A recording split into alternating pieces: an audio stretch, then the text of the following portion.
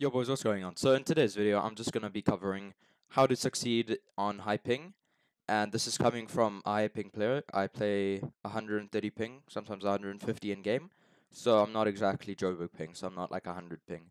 So I'm just going to cover what you shouldn't do and what you should do when fighting people in arena or in cash shops or just generally fighting other people. And I hope you take something from this video. Thanks boys. My first piece of advice is to be consistent with your edits, builds, and shots. Because on a high ping, you don't really have the chance to miss a shot or to whiff an edit or to misplace a build. Everything needs to happen perfectly, otherwise you will die. So when you're in creative, don't focus on trying to be the most mechanical player. Just try focus on hitting those edits that really count, not to do anything flashy with your builds, and to just be consistent and smooth. You don't want to be a fast mechanical player, just be smooth. I cannot stress this enough, because if you're smooth and consistent, you'll hit your shots, your piece control will be immaculate, and you'll end up finishing the fight really quickly. Another thing I see a lot of players doing is the holding a wall, which I don't really understand why you would do this when you realize that you're on high ping. It sounds really simple not to do, but the amount of times I see players hold a wall while and then the opponent just takes it, places a cone in your box, and kills you is insane. So the sooner you realize that you cannot hold a wall and base your playstyle around this, the quicker you'll learn to actually finish fights quickly. Because if you make several boxes, you'll have a lot of piece control to work with. You'll have many boxes to run into if they ever take your wall. So just don't hold a wall. You have to learn this, no matter what. Not even in an instant. Even if you're 1 HP and they have all the corners, you have to find a way. You can't hold a wall, because that'll mean instant death. They will take it and they'll 3-shot you.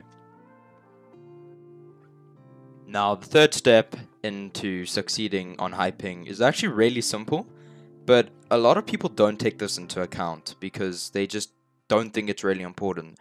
But before you engage in any fight, you need to have enough mats. In an early game, you should have preferably 500 mats, usually hards. Mid-game fights, at least 1,000, and end-game, yet again, at least 1,000.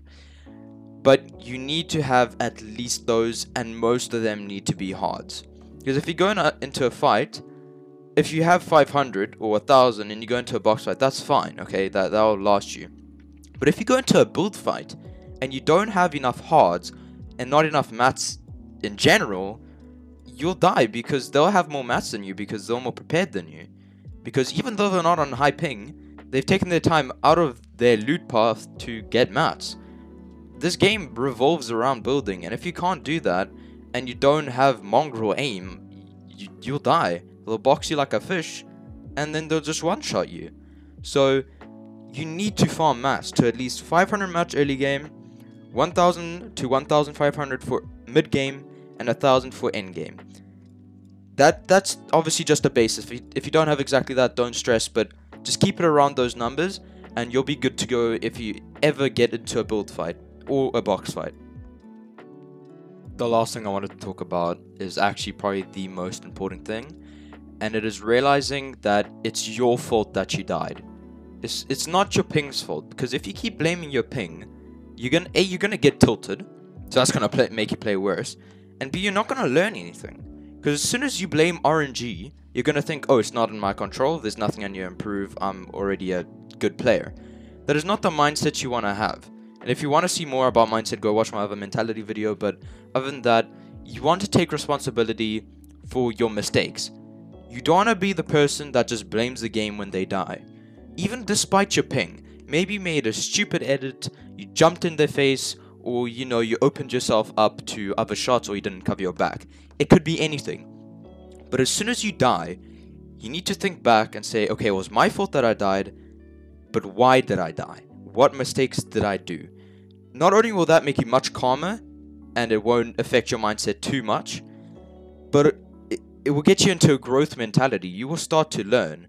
Because as soon as you realize that it's your mistake, and you want to improve it, this is why you're watching this video, you want to get better at this game and go pro.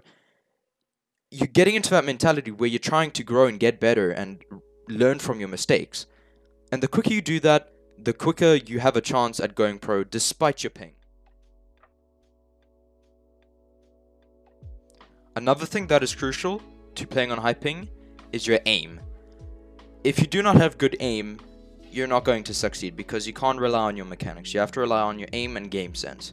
Now, I'm not going to go into aim in detail in this video because I've already made a video on aim, and I highly recommend you check that out. I go through all the best Kovacs routines and in-game scavocs. So if you really want to improve, I recommend you go watch that video. And with that, that concludes the video. I really hope you enjoyed and you took something from this video and you learned something. Cheers, boys.